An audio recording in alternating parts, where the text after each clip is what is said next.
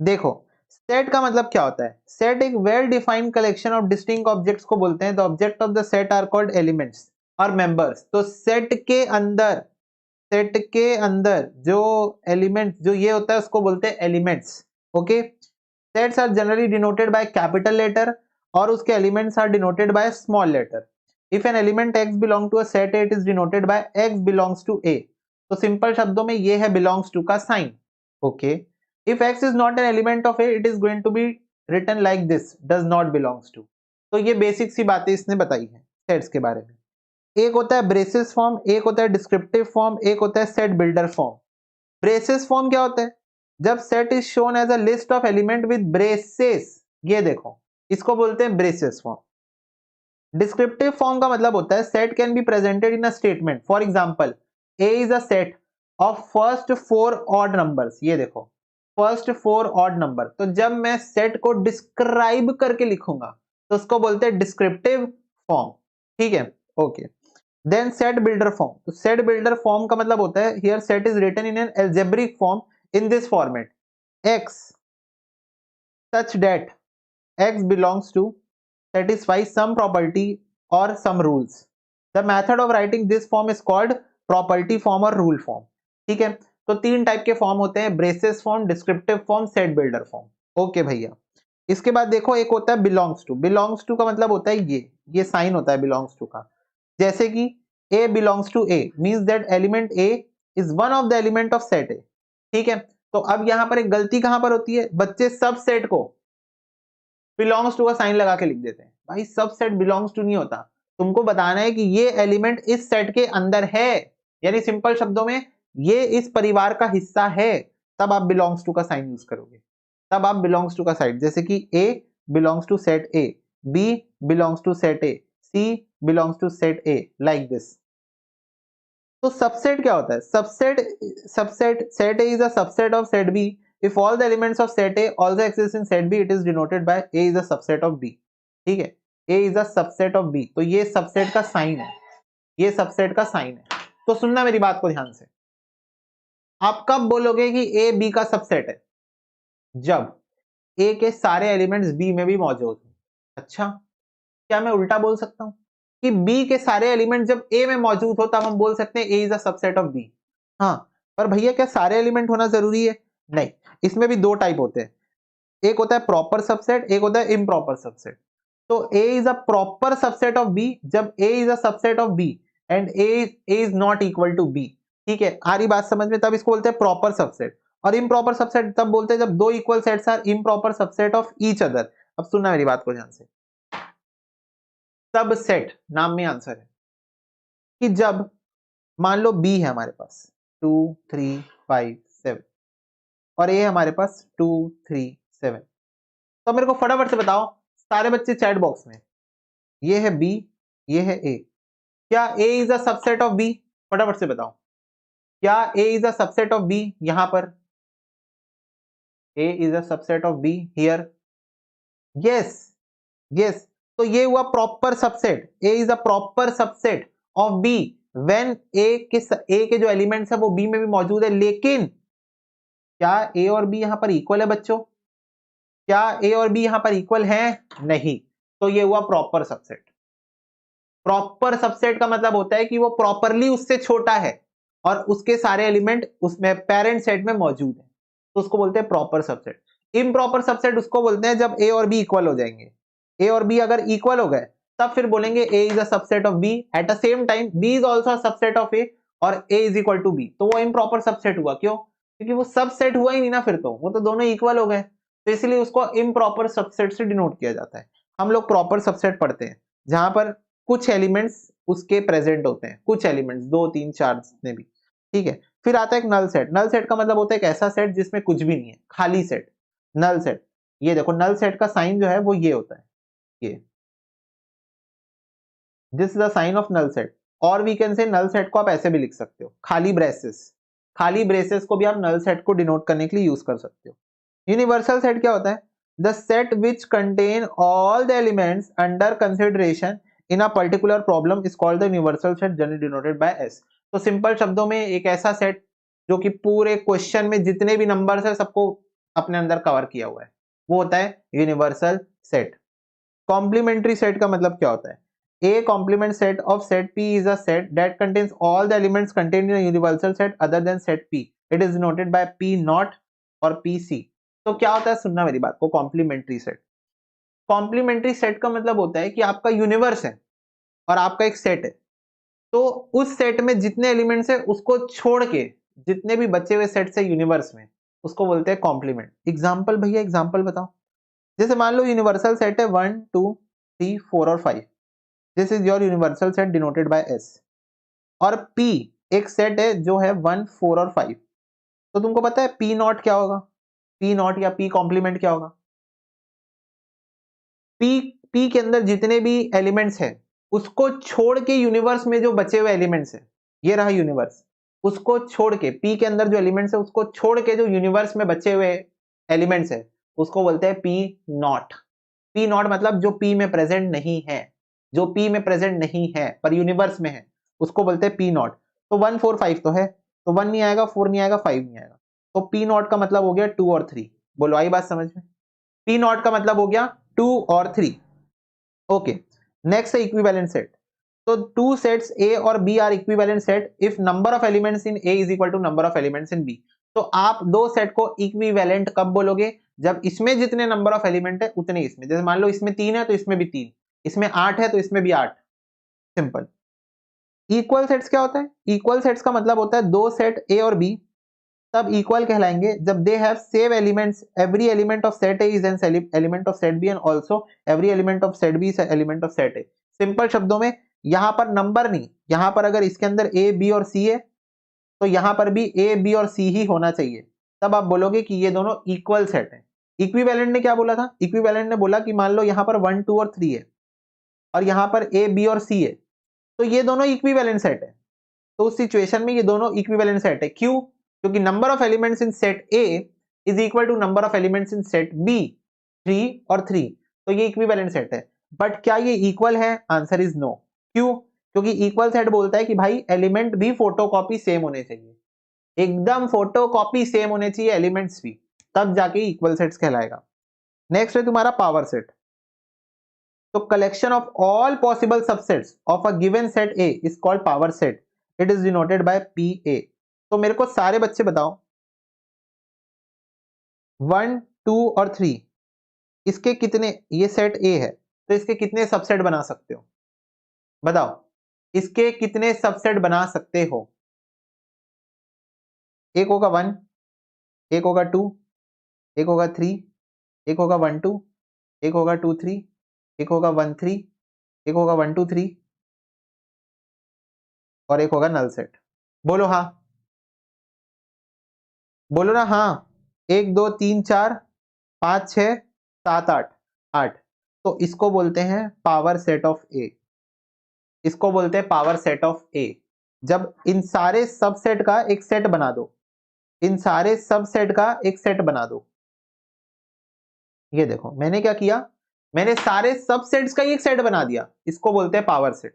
इसको बोलते हैं power set. Collection of all possible subset of a given set of A is called power set. Last है तुम्हारा disjoint set. तो दो सेट्स A और B are set to be disjoint set if they have no elements in common. तो simple शब्दों में A intersection B, यानी कि A का कोई भी एलिमेंट B में नहीं है और B का कोई भी एलिमेंट A में नहीं है, तो वो डिसजॉइंट है, यानी कि they have no common elements. They have no common elements, no common elements यानी कि A intersection B is null. A और B में कुछ भी कॉमन नहीं है, तो उसको बोलते हैं डिसजॉइंट।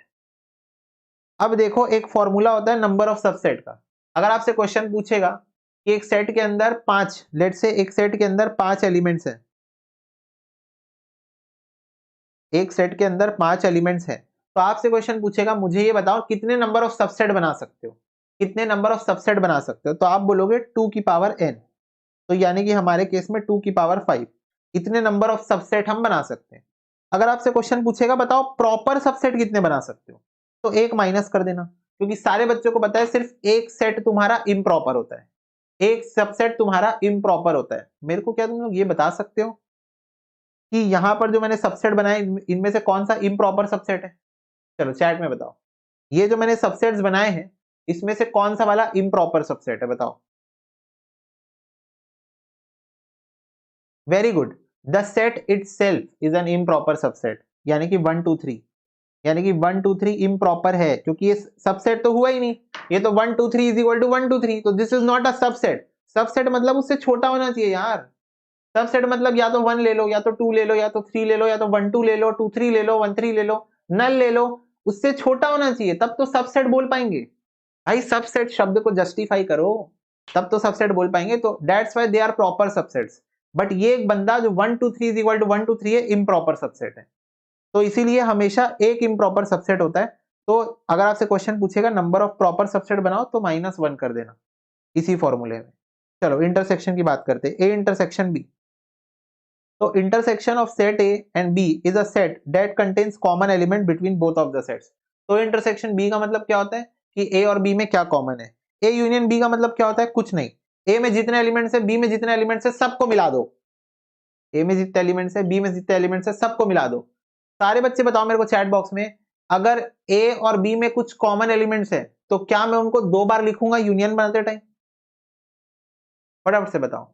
अगर ए और बी में, अगर ए और बी में कुछ कॉमन एलिमेंट्स है तो क्या मैं उनको 2 बार लिखूंगा? नहीं। अगर ए और बी में कॉमन एलिमेंट्स है तो भी जब आप यूनिवर्सल सेट बनाओगे आप उसको एक ही बार लिखोगे। Repetition is not allowed. भैया नल सेट सबसेट कैसे हुआ? नल सेट सबसेट होता है, null is a part of all the sets by default. ठीक है, चलो a माइनस बी का मतलब क्या होता है? a माइनस बी का मतलब होता है कि that contains elements of A other than those which are common in A और बी। तो a के सारे एलिमेंट्स ले लो except common elements of A and B. तो a के सारे एलिमेंट्स ले लो except common elements of A और बी। तो ये देखो a minus A intersection B, a minus A intersection B is the answer. ठीक है, b माइनस सी का उल्टा हो जाएगा। अब देखो symmetric difference between two sets, ये भी एक आता है, ये बेसिकली जनरली साइन से डिनोट करते हैं हम लोग इसको। तो the symmetric difference of two sets A और B denoted by A triangle B, ठीक है, इसको डेल्टा बोलते हैं मैथ्स की लैंग्वेज में, is defined as A delta B is equal to A minus B union B minus A. तो ये वाला डायरेक्ट क्वेश्चन एग्जाम में आ सकता है, जहां पर तुमसे क्वेश्चन पूछेगा find A delta B. Question आपसे क्या पूछेगा? Find A delta B. तो आपको क्या करना है, A minus B union B minus A कर देना है। ठीक है, a minus B union b minus A कर देना है, तो ये आपका आंसर आ जाएगा। अब आता है हमारा प्यारा D Morgan's law.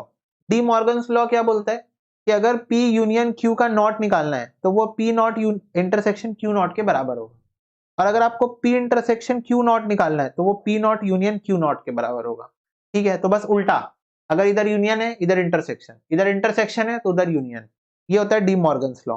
Venn diagram, सारे बच्चे बताओ क्या तुम लोग को पता है वेन डायग्राम कैसे बनता है? हाँ भैया वेन डायग्राम ही किया हम लोग सेट चैप्टर में इतना। चलो पहला वेन डायग्राम देखते हैं, ए यूनियन बी का। तो ए यूनियन बी का मतलब होता है पूरा ए पूरा बी। तो ये देखो पूरा ए और पूरा बी जो है वो शेडेड रीजन है। ठीक है, ए इंटरसेक्शन बी मतलब ए और बी के कॉमन एलिमेंट्स, ये देखो ए और बी का कॉमन एरिया, ए और बी का कॉमन एरिया।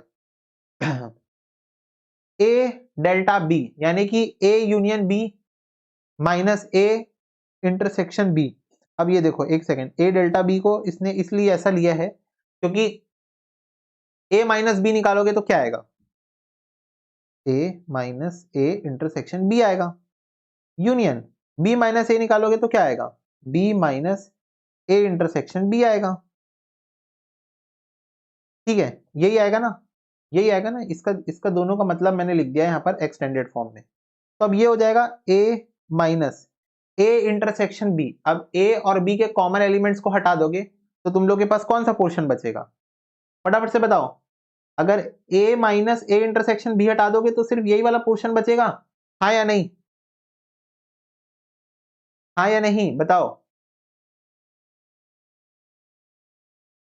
अगर a minus A intersection B करोगे, a minus A intersection B करोगे तो ये वाला पोर्शन बचेगा। वैसे b minus A intersection B करोगे तो b minus common portion of a और b, अगर हटा दोगे तो सिर्फ b बचेगा। तो ये देखो ये वाला पोर्शन, तो ये वाला पोर्शन, ये वाला पोर्शन उसने लिया है। तो ये अगर तुम हटा दो तो तुम्हारी अंडरस्टैंडिंग वैसी है। तो वेन डायग्राम कुछ इस प्रकार से बनता है। केस के अकॉर्डिंग वेन डायग्राम बनाना मेरे ख्याल से तुम लोगों को सबको आता होगा, so not a big deal. Sets के कुछ इंपॉर्टेंट फॉर्मूला है जो तुम लोगों को ध्यान में रखने हैं। एग्जाम में लैंग्वेज आएगी तो बाउंसर चले जाएगा ऊपर से, तो बाउंसर चले जाएगा ऊपर से। अगर ये लैंग्वेज आ रही है तो एक बार लैंग्वेज को ध्यान से पढ़ के जाना।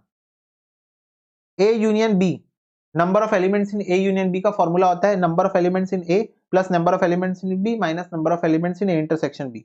वैसे अगर A union B union C का बनाना है तो A plus B plus C minus intersection intersection intersection plus तीनों का इंटरसेक्शन। तो ये दोनों कुछ इंपॉर्टेंट फॉर्मूला है, फॉर्मूला बेस्ड अगर क्वेश्चन आ रहा है तो। मेन है तुम्हारी लैंग्वेज। अगर एग्जाम में ए यूनियन बी इस शब्द को वो वर्ड्स में लिखना चाहता है तो वो लिखेगा ए और बी, या फिर एटलीस्ट ए और बी, या फिर इधर ए और बी। तो ये तीनों भी लैंग्वेज अगर आ रही है तो उसका मतलब होता है ए यूनियन बी। ठीक है, A and B, both A and B का मतलब होता है इंटरसेक्शन। ओनली ए का मतलब होता है A minus B, only B का मतलब होता है बी माइनस ए, और नीदर ए नॉर बी का मतलब होता है ए यूनियन बी का नॉट। तो ये लैंग्वेज आप ध्यान में रखना, ये लैंग्वेज एग्जाम में क्वेश्चन में डायरेक्टली पूछी जा सकती है। और अगर क्वेश्चन में पूछी जा रही है तो तुमको पता होना चाहिए how to get this language, इसका मतलब क्या है। ठीक है, तो ये तुम्हारा मीनिंग था लैंग्वेज का। ऑर्डर्ड पेयर का मतलब क्या होता है? Pair of two elements both taken from different sets. Example, अगर A belongs to A, B belongs to B, then ordered pair AB where first element will always from A and second element from B। तो कुछ नहीं करना है, दो sets दिए हैं, product of set समझा देता हूं तो उससे ऑर्डर्ड पेयर समझ जाओगे। कार्टेशियन प्रोडक्ट भी बोला जाता है इसको।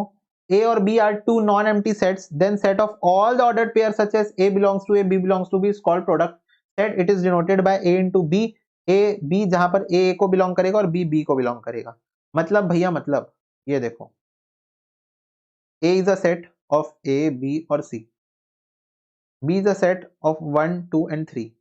तो हमको क्या करना है, दोनों को मल्टीप्लाई करना है।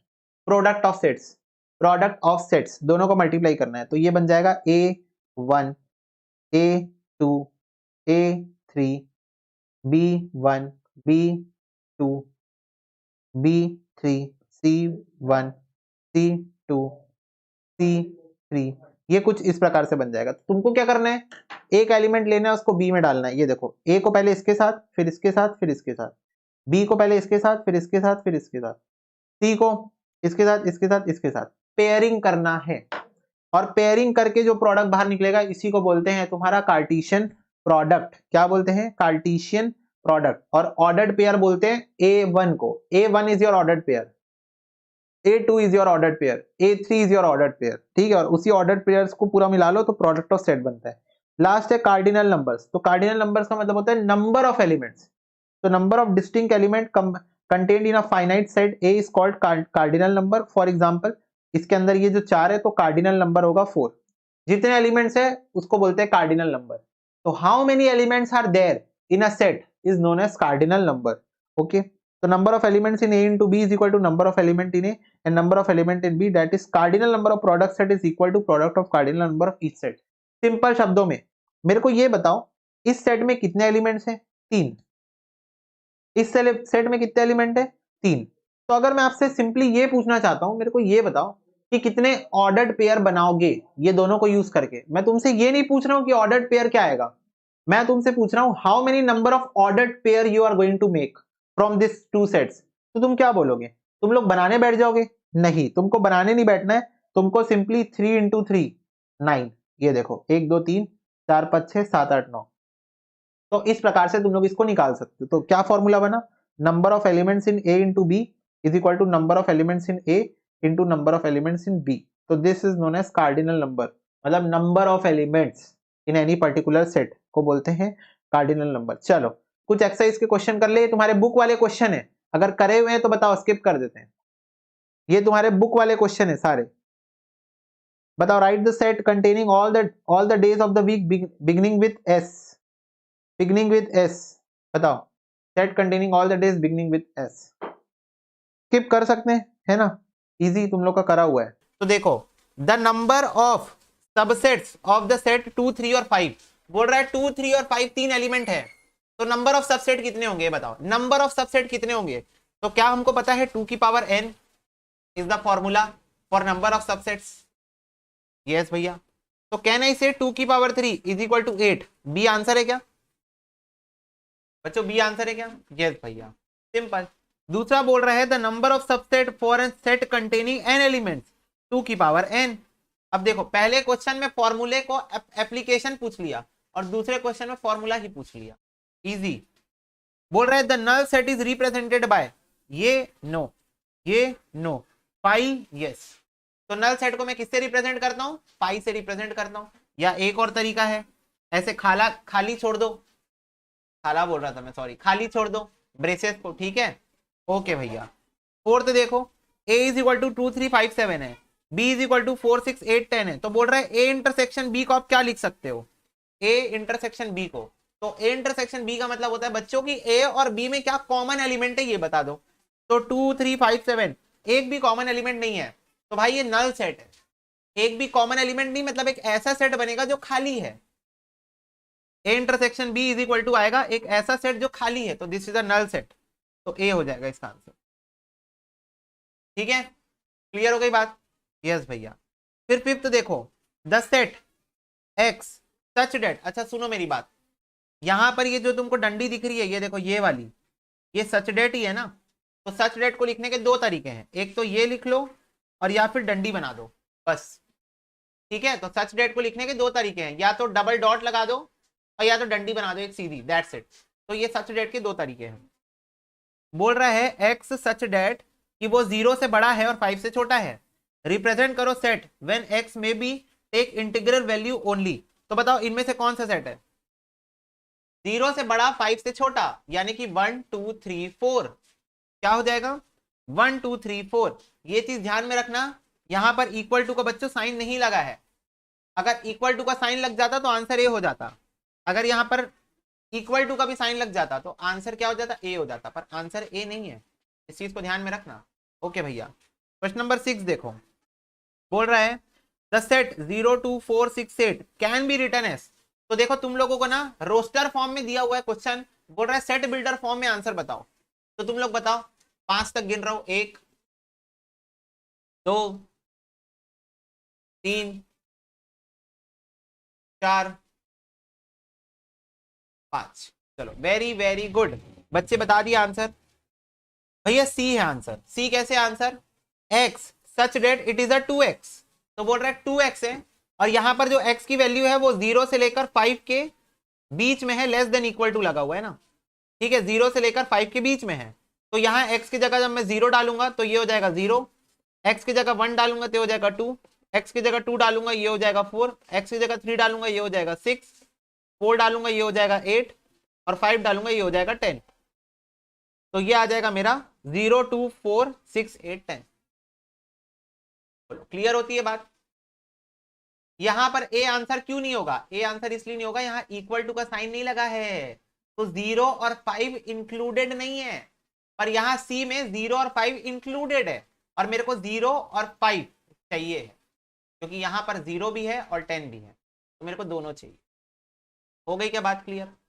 फटाफट से बताओ, बात क्लियर हो गई तो हम आगे बढ़ सकते, वरना आज यही रुक जाएंगे, यही क्लास खत्म बेटे, खत्म। क्लियर हो गई बात? यस भैया। चलो तो मिटा दे रहा ना यहाँ से।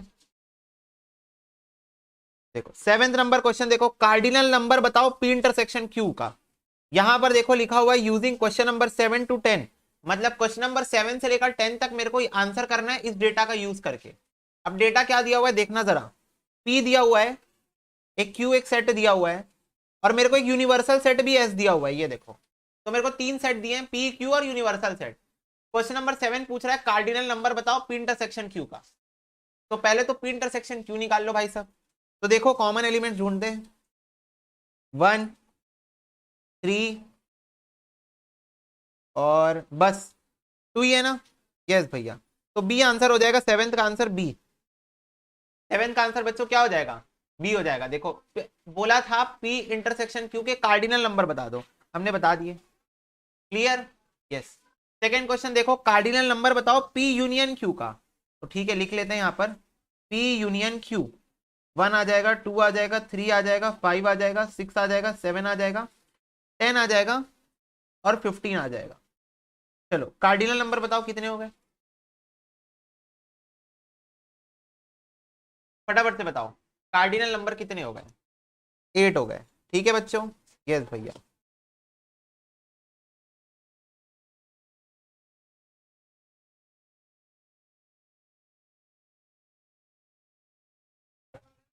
चलो बेटा देखो मैंने कॉपी कर लिया है। पहले मेरे से क्वेश्चन पूछा है पी इंटरसेक्शन क्यू बताओ, तो मैं निकाल लेता हूं यहां पर पी इंटरसेक्शन क्यू। तो क्या क्या कॉमन है? 1 और 1 कॉमन है, यस।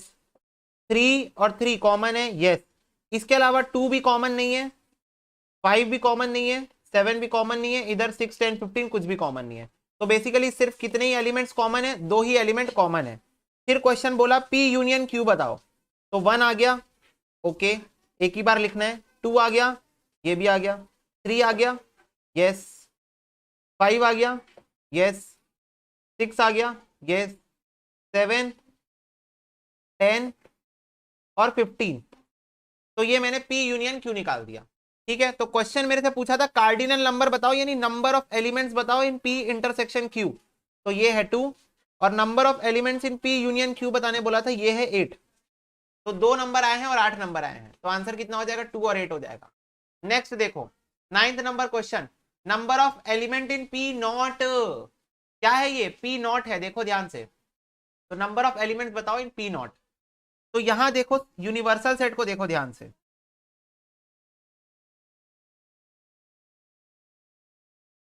देखो जी, number of elements in P naught पूछा है मेरे से, तो यहां पर पी को पकड़ो, 1 2 3 4 5 है। और यूनिवर्सल सेट का है, ये रहा यूनिवर्सल सेट, ये देखो 1 से लेकर 15 तक है। यहां पर से वो एलिमेंट उड़ा दो जो पी में है।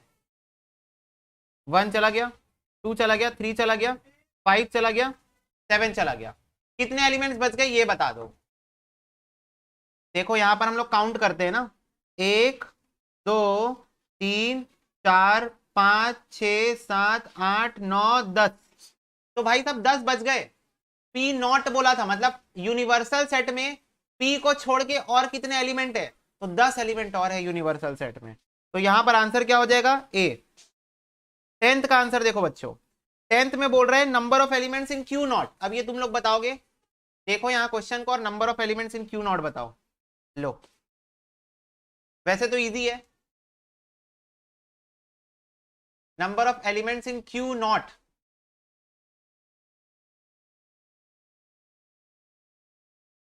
10 ही एलिमेंट है, बिल्कुल सही बात है। भाई देखो ना, इधर 5 एलिमेंट है, इधर 15 एलिमेंट है। 15 में से 5 हटा दो, अब उसमें काटना भी क्या है, 15 में से 5 को हटा दो। नंबर ऑफ एलिमेंट पूछा है तो 10 एलिमेंट बच जाएंगे। तो क्यू नॉट में भी 10 ही एलिमेंट होंगे, तो इसका आंसर बी हो जाएगा। बस हो गया।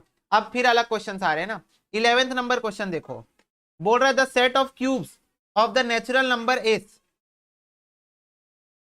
Set of cubes of the natural number, तो नेचुरल नंबर क्या होते हैं? 1 2 3 4 5 6 अप टू इंफिनिटी। उसका क्यूब ले लो, यानी कि 1 का क्यूब, 2 का क्यूब, 3 का क्यूब, 4 का क्यूब, अप टू नहीं पता कहां तक जाएगा। तो मेरे को बताओ क्या ये एक फाइनाइट सेट है, या एक इनफाइनाइट सेट है, या ये एक नल सेट है, या ये नन ऑफ दीज है? सिंपल बच्चों, इनफाइनाइट सेट। अपने को नहीं पता कहां तक जाएगा ये। बोल रहे हैं all set set of natural number का क्यूब। बस खत्म बेटे, खत्म। ओके, चलो 12वां नंबर क्वेश्चन देखो, बोल रहा है द सेट ऑफ 2 की power x, x is a positive rational number is. क्या बोल रहा है देखो, बोल रहा है 2 की पावर x, जहां पर x is a positive rational number. Positive rational number मतलब सारे इधर के रैशनल नंबर उठा लो जो पॉजिटिव होते हैं, नेगेटिव को छोड़ के। और 2 की पावर x है, तो मेरे को एक बात बताओ, x में भाई कोई वैल्यू का लिमिट डाला है क्या, कि नहीं यहां से यहां तक बस करना? कोई लिमिट है यहाँ पर? ये चलते जाएगा चलते जाएगा चलते जाएगा चलते जाएगा, कोई लिमिट नहीं है। बोला है पॉजिटिव नेचुरल नंबर कितने सारे होते हैं, पॉजिटिव नेचुरल नंबर कितने सारे होते हैं। ठीक है, बेसिक्स की पहली ही क्लास में पढ़े थे रैशनल नंबर ना, याद है? तो ये इंफिनिटी सेट है, इनफाइनाइट सेट है। ठीक है, तो ए होगा इसका आंसर। चलो 13 बताओ, बोल रहा है 1 माइनस -1 की पावर एक्स फॉर और integral x is a set of. चलो इसको तुम लोग बना के बताओ मेरे को, फटाफट से बताओ ए बी सी डी क्या आंसर है इसका।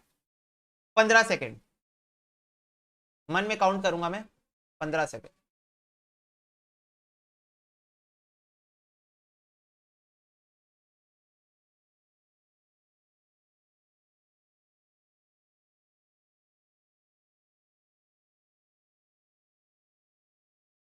Very very good.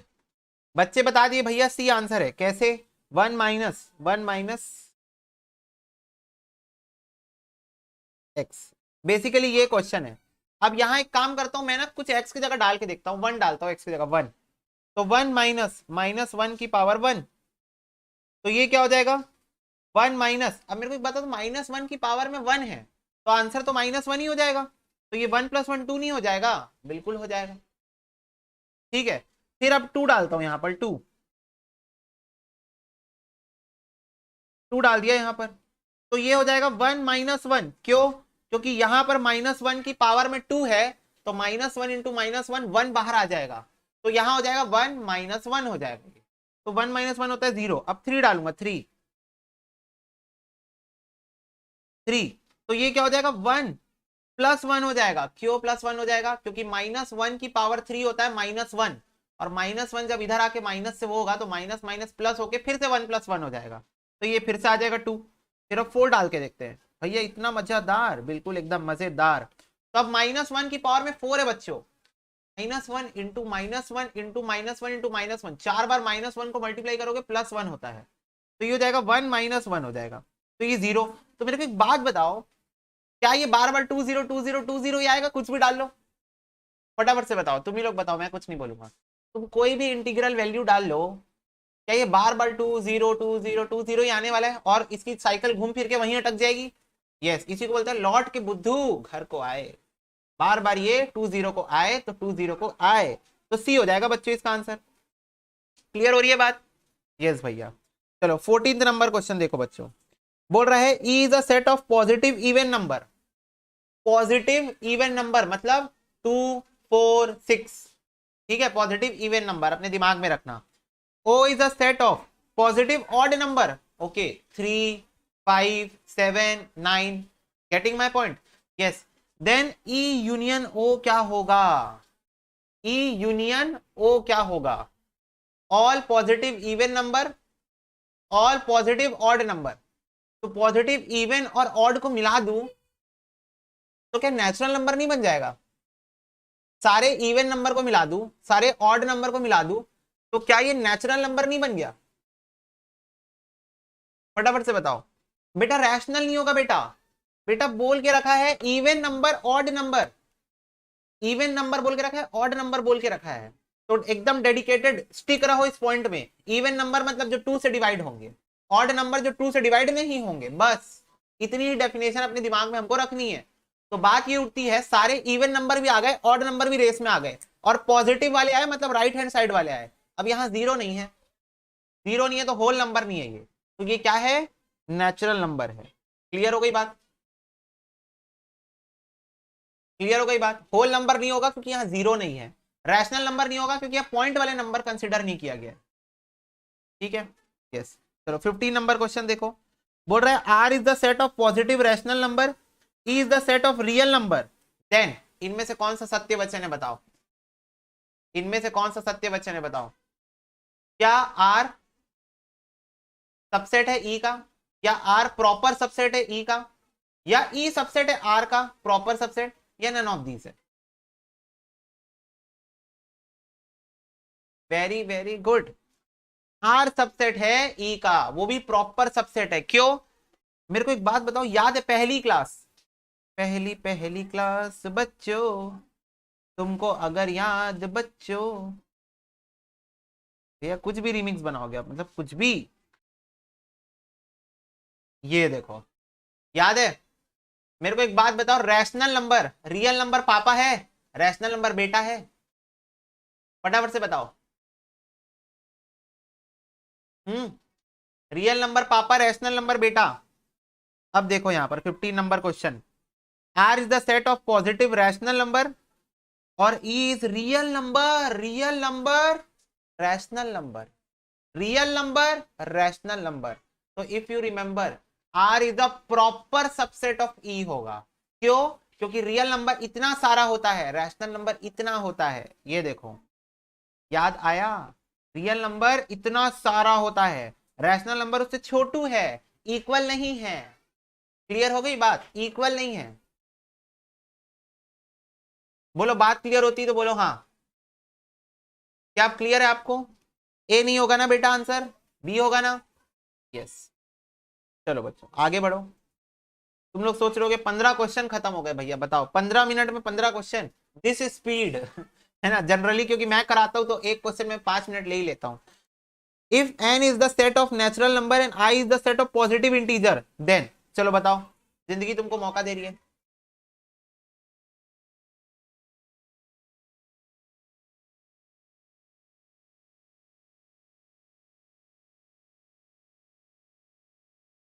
n is the set of natural number and I is the set of all positive integers।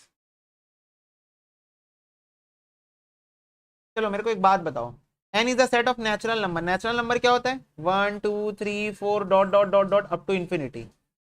I is the set of क्या बोल रहा है? Positive integers. तो मेरे को बताओ पॉजिटिव इंटीजर में कौन कौन आता है? पॉजिटिव इंटीजर में कौन कौन आता है? 1 2 3 4 5 6, यही आते हैं क्या? यही आते हैं क्या? 1 2 3 4। तो मेरे को एक बात बताओ, मेरे को तो n और i दोनों फोटो कॉपी सेम दिख रहे हैं, जुड़वा इंटू 100। मेरे को तो दोनों क्या दिख रहे हैं? सेम टू सेम दिख रहे हैं बच्चों। तो अब मेरे को एक बात यहां पर क्लियर कर दो, भैया ए आंसर होगा कि सी आंसर होगा? क्योंकि भैया ए में इक्वल सेट के बारे में दर्शा रहा है, इक्वल मतलब इक्वल सेट के बारे में, ये सबसेट तो नहीं होगा, सबसेट नहीं क्योंकि दोनों बराबर हैं। और भैया सी ऑप्शन में बोल रहा है सब N is the subset of I और इक्वल भी है। मेरे को एक बात बताओ, क्या क्वेश्चन के स्टेटमेंट से, जैसे मेरा स्टेटमेंट याद करो तुम लोग, मैं जो स्टेटमेंट लिखा था, और मैं ये बात स्टेटमेंट लिखते टाइम तुम लोग को बोला भी था, कहाँ गया मेरा स्टेटमेंट? एक मिनट ना, ये देखो, मैं जब ये स्टेटमेंट लिखा था तब मैं तुम लोग को ये बोला भी था, क्योंकि मैंने स्टेटमेंट ऐसा लिखा है इसलिए मैं x is a subset of y बोल रहा हूं। अगर मैं x की जगह y लिख दूं और y की जगह x लिख दूं तो क्या ये y is the subset of x हो जाएगा? एग्री करते हो मेरे पॉइंट से? अगर मैं यहां पर ऊपर में ही x की जगह y और y की जगह x डाल दूं तब तो ये x की जगह y की जगह x हो जाएगा। तो क्या दोनों में से कोई भी सबसेट ऑफ हो सकते हैं? अगर दोनों इक्वल हैं, अगर दोनों इक्वल हैं तो x y का सबसेट हो सकता है, y भी x का सबसेट हो सकता है। एग्री कर रहे हो कि नहीं? बस इतना बता दो। समझ में आ रही बात कि अगर दोनों इक्वल हैं तो तुम x is the subset of y भी बोल सकते हो, y is the subset of x भी बोल सकते हो। मुद्दा सिर्फ ये स्टेटमेंट क्या लिखा है, जो स्टेटमेंट लिखे हो वैसे यहां पर कार्यक्रम करोगे। तो मैं यही बोलना चाह रहा हूं यहां पर कि क्वेश्चन पढ़ के मेरे को कहां समझ में आ रहा है कि n i का सबसेट है या i n का सबसेट है? क्वेश्चन ने तो ऐसा कुछ बोला ही नहीं मेरे को कि n i का सबसेट है या i n का सबसेट है, नहीं बोला क्वेश्चन। तो इस वजह से आंसर सी नहीं हो सकता, क्योंकि आंसर नंबर सी क्या कर रहा है? एक चीज को कंसिडर कर रहा है, दूसरे को नहीं कंसिडर कर रहा है। i is the subset of n भी तो हो सकता है, दोनों तो सेम है, पर अपने स्टेटमेंट को दिखा के कुछ भी स्पेसिफाई तो नहीं कर रहे हैं मेरे को। तो इसीलिए ऑप्शन नंबर ए और सी में से अगर तुम आंसर सिलेक्ट करोगे तो you are going to select answer number A, that is more appropriate. Okay yes भैया। चलो 17 नंबर क्वेश्चन,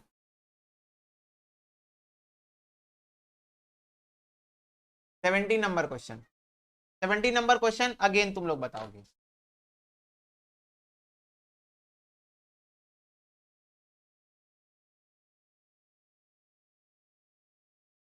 चलो बेटा ठीक है, well tried, majority of the बच्चे सही आंसर ही दे रहे हैं। Let me explain you, if I is the set of isosceles triangle और E is the set of equilateral triangle then I is the subset of E is the subset of I, E is equal to I और none of this. तो ये तो मैं तुम लोग को थोड़ा ड्राइंग वाइंग बना, जिंदगी ने मुझे अगेन एक मौका दिया है ड्राइंग बनाने का, तो लेट्स मेक ड्राइंग।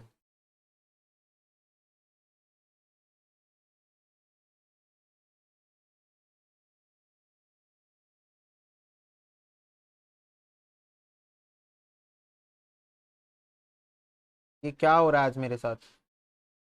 मेरी ड्राइंग के हुनर को नजर लग गई आज। ठीक है चलो, तो ये इक्वल है, फिर ये तो अलग है, और फिर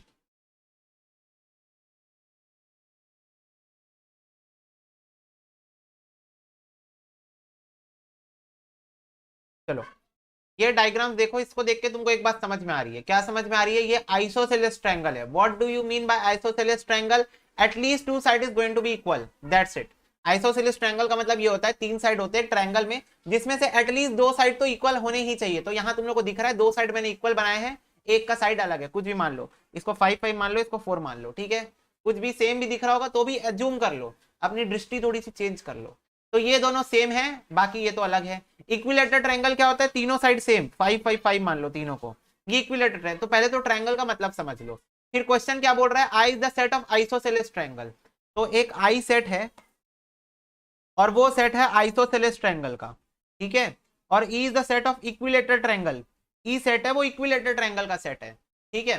देन बोल रहा है क्या आई सबसेट होगा ई का, या ई सबसेट होगा आई का, या ई और आई दोनों इक्वल होंगे, नन ऑफ दीज होगा। तो एक चीज तो तुमको क्लियर हो गई होगी, ई और आई इक्वल तो नहीं है, ई और आई इक्वल तो नहीं है। मुद्दा यहां पर उठ रहा है कि क्या आइसोसेलेस इक्विलेटरल का सबसेट बनेगा या इक्विलेटरल आइसोसेलेस का सबसेट बनेगा। तो इसके लिए तुमको डेफिनेशन को एक बार मेरे मुंह से ध्यान से सुननी पड़ेगी। What do you mean by isosceles triangle? Isosceles triangle are those triangle upon whom on at least two sides of that triangle is going to be equal. So what do you mean by at least? अब इस word का महत्व तुम लोग को बहुत अच्छे से परम्यूटेशन कॉम्बिनेशन चैप्टर में पता चल चुका है। एटलीस्ट का मतलब होता है दो या उससे ज्यादा भी हो सकते हैं। तो मेरे को एक बात बताओ, क्या यहाँ पर दो साइड इक्वल हो सकते हैं? बिल्कुल हो सकते हैं। क्या यहाँ पर तीनों साइड भी इक्वल हो सकते हैं? बस इतना मेरे को आंसर देना। दो साइड तो इक्वल होंगे ही होंगे, वो तो होने ही होने हैं, एटलीस्ट बोल के रखा है क्वेश्चन। पर क्या तीनों साइड भी इक्वल हो सकते हैं? बिल्कुल हो सकते हैं। तो मेरे को एक बात बताओ, जो ट्रायंगल के तीनों साइड इक्वल होते हैं, क्या वो सारे ट्रायंगल इस ट्रायंगल के पोर्शन के पार्ट बन जाएंगे ऑटोमेटिक? फटाफट से बताओ। आइसोसेलेस फैमिली के अंदर, आइसोसेलेस फैमिली के अंदर हर वो ट्रायंगल आते हैं जिसके दो साइड्स इक्वल हैं, जिसके तीन साइड्स भी इक्वल हैं। क्योंकि क्वेश्चन क्या डेफिनेशन क्या बोला है, एटलीस्ट टू साइड्स, मतलब हर वो ट्रायंगल आइसोसेलेस का पार्ट है जिसके दो साइड इक्वल है और तीन साइड भी इक्वल हैं, ठीक है। तो मेरे को बताओ, और ये और इक्विलेटरल ट्रायंगल की फैमिली में वही ट्रायंगल आते हैं जिसके तीनों साइड इक्वल है। तो मेरे को एक बात बताओ, क्या ऑटोमेटिक इक्विलेटरल ट्रायंगल आइसोसेलेस की बड़ी फैमिली का एक पार्ट है?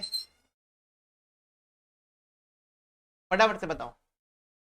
हाँ, तो इसीलिए मेरा आंसर होगा equilateral triangle is a subset of isosceles triangle, क्योंकि आइसोसेलेस की बड़ी फैमिली है और उसी फैमिली का एक छोटा पार्ट भी क्या है, इक्विलेटरल ट्रायंगल है। तो आंसर क्या हो जाएगा, बी हो जाएगा।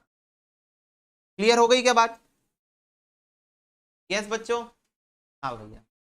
नेक्स्ट देखो, R is the set of isosceles right angle triangle, मतलब आइसोसेलेस राइट एंगल ट्रायंगल है आर, ठीक है। And I is the set of isosceles triangle. Then चलो अगेन मैं तुम लोग को थोड़ा सा टाइम देता हूं, सोचो ए होगा कि बी होगा कि सी होगा, सोचो। R is the set of isosceles right angle triangle and I is the set of isosceles triangle.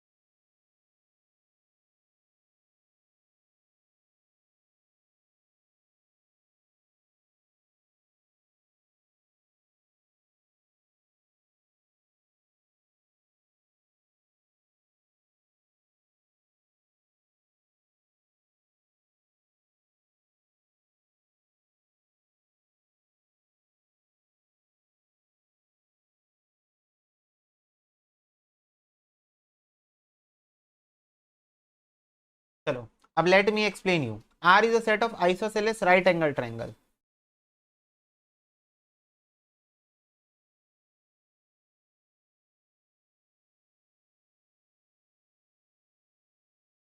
and I is the set of all isosceles triangle.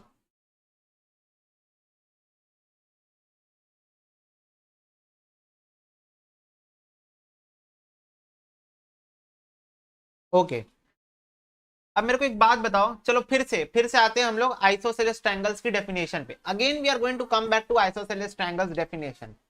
Let me tell you guys what is the definition of isosceles triangle. At least two side is going to be equal is an isosceles triangle. तो मेरे को एक बात बताओ, इस isosceles family के अंदर हर वो ट्रायंगल आता है जिसके दो साइड्स इक्वल हैं और जिसके तीनों साइड इक्वल हैं, ठीक है। अब R क्या है, सुनना ध्यान से। R is a set of all isosceles triangle which is isosceles plus right angle at the same time. तो मेरे को एक बात बताओ, ये मेरे पास आइसोसेलेस ट्रायंगल की टोकनी है, मेरे पास एक टोकनी है, इस टोकनी के अंदर साले आइसोसेलेस ट्रायंगल है, ये देखो ये देखो दिख रहे हैं सारे आइसोसेलेस ट्रायंगल इस टोकनी के अंदर है, पूरे पूरे दुनिया में जितने आइसोसेलेस ट्रायंगल होते हैं उसकी टोकनी मेरे को मिल गई कहीं से, खजाना, वो बोलते हैं ना अली बाबा 40 चोर, तो बस मेरे को मिल गई ये खजाना जिसके अंदर सारे आइसोसेलेस ट्रायंगल भरे पड़े। मेरे को एक बात बताओ, क्या इसी टोकनी के अंदर वो आइसोसेलेस ट्रायंगल भी होंगे जो स्पेसिफिकली राइट एंगल फॉर्म के हैं? फटाफट से बताओ, क्या इसी टोकनी आइसोसेलेस ट्रायंगल की टोकनी मिल गई, क्या उसी का एक छोटा सा पार्ट ऐसा आइसोसेलेस ट्रायंगल होगा जो कि राइट एंगल है at the same time? Isosceles भी है और राइट एंगल भी है, तो आइसोसेलेस ट्रायंगल की टोकनी मिल गई मेरे को जिसका एक छोटा सा पार्ट वो ट्रायंगल्स होंगे जो आइसोसेलेस भी है और राइट एंगल भी है एट द सेम टाइम। एक चीज मेरे को बताना, सुनना, मेरे शब्दों को सुनना और मेरे को उसका आंसर देना। क्या हर आइसोसेलेस ट्रायंगल राइट एंगल होता है? फटाफट से बताओ, क्या हर आइसोसेलेस ट्रायंगल राइट एंगल होता है? जरूरी है? नहीं है, नहीं, कहां होता है? आइसोसेलेस ट्रायंगल होता है, दो साइड इक्वल, आइसोसेलेस। तेरे दो साइड इक्वल है, हाँ तू आइसोसेलेस है। तेरे दो साइड इक्वल है, नहीं भैया मेरे तो नहीं है, तू नहीं है, जा तू घर जा। तेरे दो साइड इक्वल है, हाँ मेरे दो साइड, तू आइसोसेलेस है, आ जा। तो हर वो ट्रायंगल जिसके दो साइड इक्वल है वो आइसोसेलेस है। अब जरूरी नहीं है वो राइट एंगल हो, पर मेरे को क्वेश्चन ने बोला है आर हम एक सेट बना रहे हैं जो कि आइसोसेलेस ट्रायंगल है, हम बोल रहे हैं, गारंटी आप लिख के ले लो स्टैम्प पेपर में कि हम एक राइट एंगल ट्रायंगल बना ले हैं जो कि आइसोसेलेस है। तो मेरे को एक बात बताओ, कौन बड़ा है?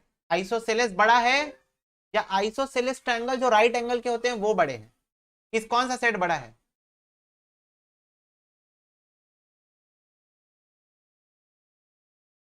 आइसोसेलेस ट्रायंगल बड़ा है, यस। आइसोसेलेस ट्रायंगल का पूरा झुंड है और झुंड के अंदर के एक छोटा सा पोर्शन, ऐसा पोर्शन है जो कि आइसोसेलेस भी है और राइट एंगल भी है एट द सेम टाइम। तो can I say R is a subset of आई?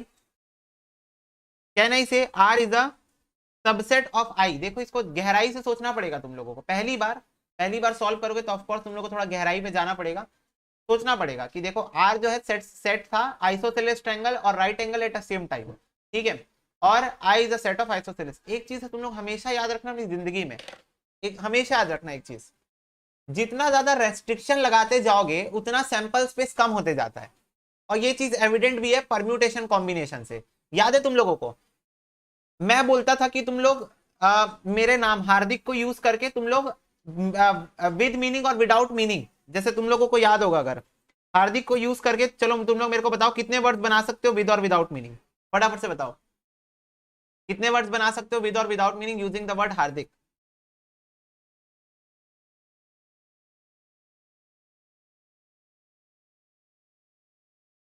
बोलो, इतना टाइम? 6 × 5 × 4 × 3 × 2। लो मैं आंसर बताया तब तुम लोग आंसर बता रहे हो। 720 ways, that is 6 factorial, 6 factorial, ठीक है।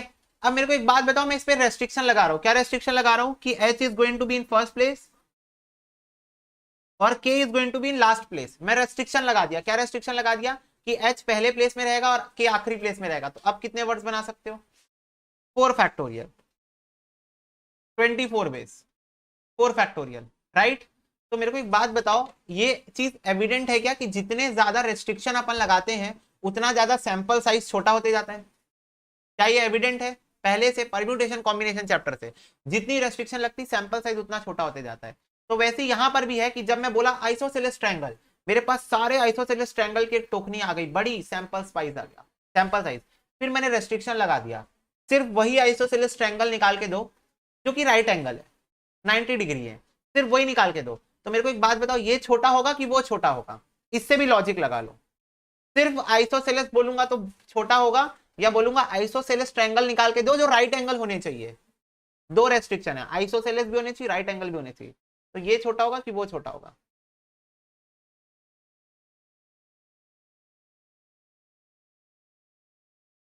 बोलो, आइसोसेलेस राइट एंगल छोटा होगा, ठीक है, बात समझ में आ गई? यस। तो R is a subset of I. I think अब तुम लोग को क्लियर होगा, इतना इतना ज्यादा एक्सप्लेन करने का रीजन सिर्फ यही है कि तुम लोग के दिमाग में ये चीज बैठ जाए, ठीक है। If you want you can note this down, ये डायग्राम्स बना लो ताकि तुम लोग को बाद में ध्यान हो, ठीक है।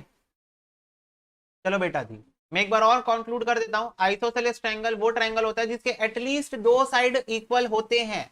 इसका मतलब दो साइड भी इक्वल हो सकते हैं, तीन साइड भी इक्वल हो सकते हैं। तो पिछले क्वेश्चन में मेरे को दो चीज दिया हुआ था, एक दिया हुआ था आइसोसेलेस ट्रायंगल, और एक दिया हुआ था इक्विलेटरल ट्रायंगल जिसके तीनों साइड इक्वल होते हैं। तो भाई आइसोसेलेस के अंदर हर वो ट्रायंगल आ गया जिसके 2 साइड भी इक्वल है और 3 साइड भी इक्वल है, पर इक्विलेटरल में सिर्फ वही ट्रायंगल आया जिसके तीनों साइड इक्वल है। तो भाई सब क्या हुआ, ये फटाफट से बता दो। 3 साइड वाले सारे ट्रायंगल इसके अंदर आ रहे, तो ये पापा ये बेटा, ठीक है। वैसे यहां पर आइसोसेलेस ट्रायंगल के अंदर हर वो ट्रायंगल आ गया जिसके दोनों साइड इक्वल है और तीनों साइड इक्वल है, ठीक है। पर यहां पर कौन से ट्रायंगल आए, सिर्फ वही ट्रायंगल आए जो आइसोसेलेस भी है और राइट एंगल भी होना चाहिए। तो ये कम है अपने पास, ये वो ट्रायंगल्स है जो सिर्फ राइट एंगल के हैं। तो आइसोसेलेस के अंदर तो सब है, तो ये हो गया पापा और ये हो गया बेटा, ठीक है। बस खत्म बेटे खत्म। चलो 19 तो देखो, बोल रहा है n +2/2 such that n is a positive integer. चलो ये बताओ मेरे को, मतलब तुम लोग हर क्वेश्चन में तुमको 10 सेकंड तो दूंगा मैं ट्राई करने की, ठीक है, हर क्वेश्चन में। अब मेरे को एक बात बताओ, पॉजिटिव इंटीजर मतलब 1 2 3 4 5 6, तो मेरे को एक बात बताओ, जितनी वैल्यू डालते जाऊंगा उतनी वैल्यू आती जाएगी क्या? फटाफट से बताओ, कोई लिमिट है? कोई लिमिट है? नहीं है। द वैल्यू डालते जाओ आंसर आते जाएगा, वैल्यू डालते जाओ आंसर आते जाएगा, वैल्यू डालते जाओ आंसर आते जाएगा। तो इनफाइनाइट सेट है ये, ठीक है भैया। चलो 28 बता दो। a इज इक्वल टू दिया है 1 2 3 5 7 और b इज इक्वल टू दिया x square such that x belongs to a, x belongs to a। तो बताओ क्या होगा इनमें से a b c d? सब इससे इजी क्वेश्चन नहीं हो सकता, इससे इजी क्वेश्चन हो ही नहीं सकता। b इज इक्वल टू क्या है, एक्स स्क्वायर, और x बिलोंग्स टू a है, तो 1 का स्क्वायर 2 का स्क्वायर 3 का स्क्वायर 5 का स्क्वायर 7 का स्क्वायर। मेरे को ऑप्शन में मतलब ही नहीं है एलिमेंट से, मेरे को कार्डिनल नंबर पूछा है।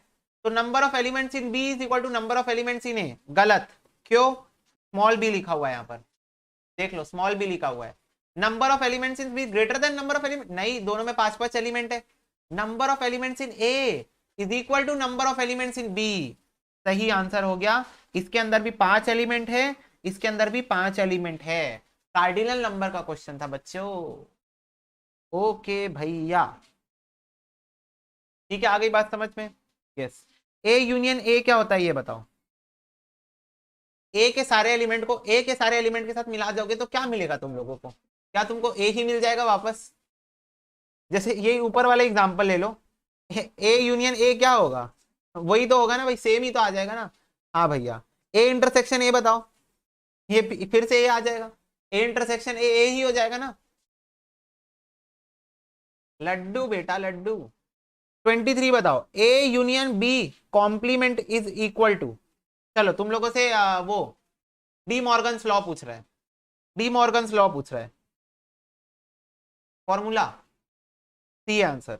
24 बताओ, again D Morgan's law, D answer है। 25 बताओ, A union E is equal to E is a super set of A. अब ये बताओ मेरे को, ए यूनियन ई बताओ जहां पर ई जो है वो सुपर सेट पापा है ए का।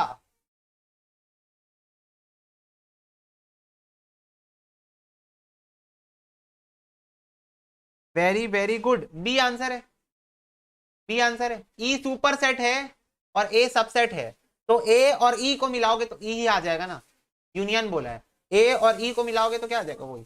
चलो ए इंटरसेक्शन ई बताओ, ये आ जाएगा। इसको अगर हम लोग को समझना है 25 नंबर क्वेश्चन है तो हम लोग एक एग्जांपल बना लेते हैं, अपना स्टैटिक एग्जांपल बना लेते हैं। 1 2 3 4 5,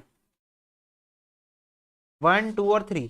तो मेरे से पहले पूछा है ए यूनियन ई बताओ, तो ये क्या आ जाएगा 1 2 3 4 5 आ जाएगा। और ए इंटरसेक्शन ई पूछा है तो ये क्या आ जाएगा 1 2 और 3 आ जाएगा। तो मेरे को बताओ क्या ए यूनियन ई ही आ गया क्या? ए यूनियन ई निकाला तो ई आ गया वापस, और ए इंटरसेक्शन ई निकाला तो ए आ गया वापस, वापस से ए ही आ गया। तो वही बोल रहे हैं यहाँ पर क्वेश्चन फॉर्मेट में। चलो 27 बताओ, ई यूनियन ई बताओ जहां पर equal to E is a super set of A. Again E में ई को ही मिलाओगे तो क्या आएगा, ई आ जाएगा वापस। A intersection E not is equal to, E not दिया है ना, ए इंटरसेक्शन ई नॉट क्या होगा,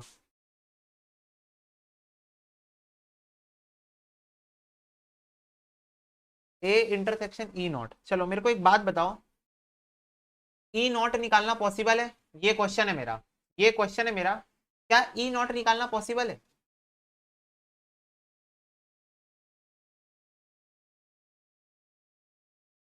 पहले बच्चों मेरे को यही बताओ, क्या यहाँ ई नॉट निकालना पॉसिबल है? नहीं पॉसिबल है, क्यों? क्योंकि ई तो खुद ही यूनिवर्सल सेट है, यूनिवर्सल का नॉट कैसे निकालू मैं? ऐसा तो कुछ सीखा ही नहीं मैं। होता है कि नहीं होता है? नहीं भाई, कैसे हो सकता है? ई जो है वो यूनिवर्सल सेट है, सैंपल स्पेस है, इससे ऊपर कोई है ही नहीं, महात्मा है भाई ये, इससे ऊपर कोई है ही नहीं। तो जब इससे ऊपर कोई है ही नहीं तो इसका नॉट कैसे निकालू मैं? ई नॉट तो निकल ही नहीं सकता। तो ए इंटरसेक्शन ई नॉट क्या आएगा? नल। नल सेट आ जाएगा, बी आ जाएगा इसका आंसर। चलो 29 बताओ, A intersection null is equal to, हा हा हा, किसी भी चीज को जीरो के साथ मल्टीप्लाई करोगे तो क्या आ जाता है? If you are going to multiply anything with zero, what you are going to get? Zero. A union A naught बताओ, E is the super set of ए।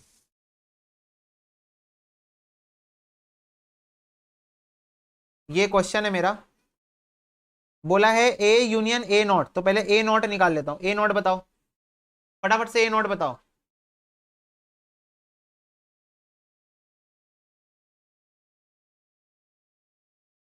बच्चों ए नॉट होगा भैया 4 और 5।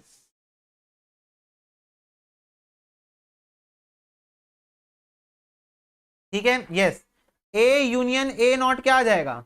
1 2 3 ए में है, 4 5 ए नॉट में है। 1 2 3 4 5, तो ये क्या आ गया? ई तो आ गया ना, वापस से ई आ गया, तो इसका आंसर क्या हो जाएगा? ई। चलो 31, 31 बताओ।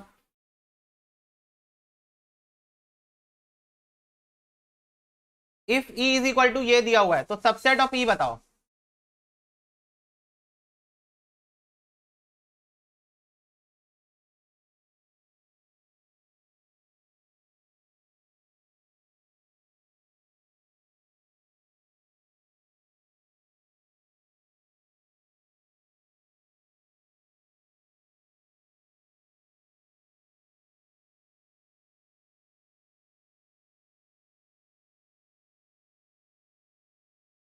Very very good, B answer है इसका। 5 plus x is greater than 10, तो x is greater than 10 minus 5, तो x इज ग्रेटर देन 5, तो x इज ग्रेटर देन 5। यहां पर देखो, इस सैंपल स्पेस में 5 से ऊपर कौन कौन है? इस सैंपल स्पेस में 5 से ऊपर कौन कौन है? 6 7 8 और 9 है, तो बी आंसर हो गया। क्लियर हो गई बात? यहीं पर लिख देता हूं मैं।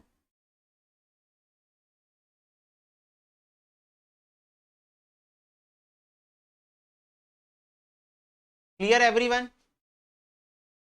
यस भैया यस।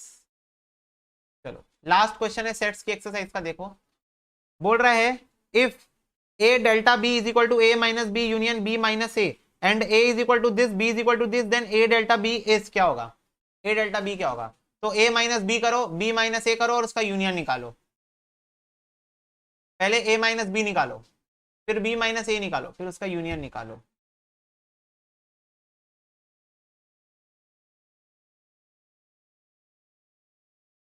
ए माइनस बी मतलब ए के सारे एलिमेंट बी वाले एलिमेंट्स को छोड़ दो, तो 3 को छोड़ दो, बस हो गया। तो 1 2 और 4 आ जाएगा। और बी माइनस ए निकालो, तो बी के सारे एलिमेंट को छोड़ दो, जो कॉमन है, तो 3 कॉमन है, बस। तो A minus B union B minus A क्या हो जाएगा? 1 2 4 5 और 7, ए आ गया आंसर। ए माइनस बी निकालना था, फिर उसका यूनियन कर देना था बी माइनस ए। ठीक है,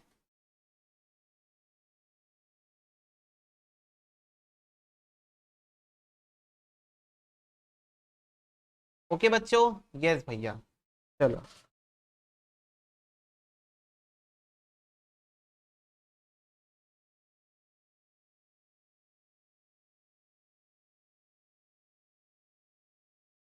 क्लियर हो गया सबको? ओके चलो, इसको नोट डाउन करना है, बच्चे बोल रहे हैं। ठीक है भाई, लो करो नोट डाउन। चलो बेटा जी, अब बच्चे बोल रहे हैं भैया 28, 29, 30 एक बार और बता दो। तो देखो 28 बोल रहा है ए इंटरसेक्शन ई नॉट, जहां पर ई जो है वो सुपर सेट है ए का। तो एक बार मैं आता हूं वेन डायग्राम में।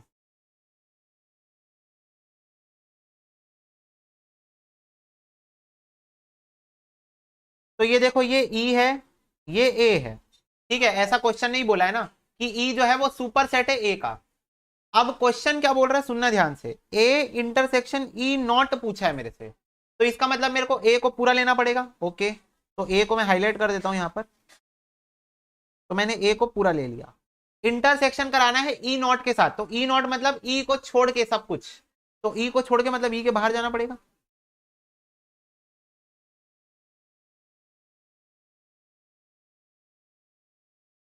ये क्योंकि मेरे को एक बात बताओ, ये पूरा जोन तो ई है ना, ये पूरा जोन तो ई है।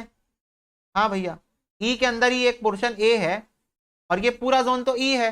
तो मेरे को ई के बाहर जाना पड़ेगा। और ई के बाहर, तो मेरे को एक बात बताओ, क्या कोई कॉमन रीजन आया ए और ई नॉट के बीच में? ए और ई नॉट के बीच में कोई कॉमन रीजन मिला क्या मेरे को? फटाफट से बताओ, क्या मुझे कोई कॉमन रीजन मिला? नहीं। तो इसका आंसर क्या हो जाएगा? पाई, नल, नल सेट हो जाएगा इसका आंसर। ठीक है, क्योंकि कोई कॉमन रीजन मुझे मिला ही नहीं ना इसके बीच में, इसलिए। दूसरा 29 देखो, ए इंटरसेक्शन फाइव, तो भाई फाइव मतलब होता है नल सेट। तो आप अगर ए और नल सेट के बीच में कोई कॉमन रिलेशनशिप ढूंढोगे तो आपको वो सिर्फ क्या मिलेगा? नल सेट ही मिलेगा। ए और नल सेट के बीच में कॉमन रिलेशन क्या है? नल सेट का ही है। तो ए इंटरसेक्शन नल क्या हो जाएगा? नल सेट ही हो जाएगा। और 30 की बात करूं तो ए यूनियन ए नॉट, तो ए यूनियन ए नॉट तो बताया मैंने। ये देखो, इसको भी मैं वेन डायग्राम से समझाता हूँ, न्यूमेरिकल एग्जांपल से समझा दिया हूँ एक बार। तब एक बार वेन डायग्राम हो जाए। तो ये देखो, ये ए है, तो मैं ए को हाईलाइट कर देता हूँ। ये मैंने ए को हाईलाइट कर दिया। क्वेश्चन क्या बोला है? ए इंटरसेक्शन ए नॉट बोला है ना, और मैं ए नॉट को भी हाईलाइट कर देता हूँ। ए नॉट क्या है? ये रहा ए नॉट। ए को छोड़ के पूरा, ए को छोड़ के पूरी दुनिया, तो ए नॉट हो जाएगी।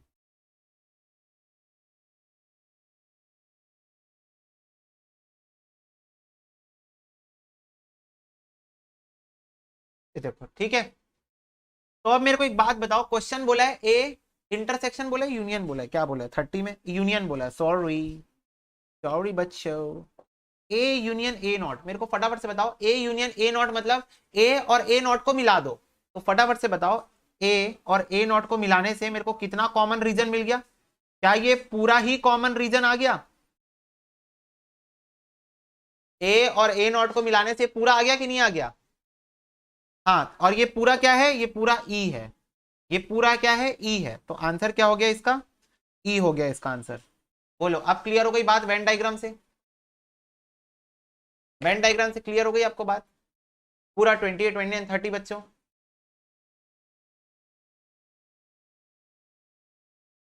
ओके भैया, तो इसके साथ हम लोग का सेट्स वाला पोर्शन खत्म। अब मेरे को लगेगा तो मैं और क्वेश्चन तो डेफिनेटली कराऊंगा ही। लगेगा क्या, उसमें कराना ही है, तुम लोग देख लेना। तो और क्वेश्चन कराऊंगा, बट डेडिकेटेड जो मेरे को सेट्स के क्वेश्चन कराने थे तुम लोग को, वो मैंने यहाँ पर कर दिए समाप्त तुम लोग के सारे। ठीक है, तो इन क्वेश्चन को प्रैक्टिस कर सकते हो। इफ यू फील लाइक कि तुम लोगों को ईजी लग रहा है ये चीज, तो मैं तुम लोग को डेफिनेटली बताऊं कि जो पिछले 2 क्लास से हम लोग अपने आप को रगड़ रहे थे ना, उसका फल है ये, और कुछ भी नहीं। ठीक है, क्लियर हो गई बात?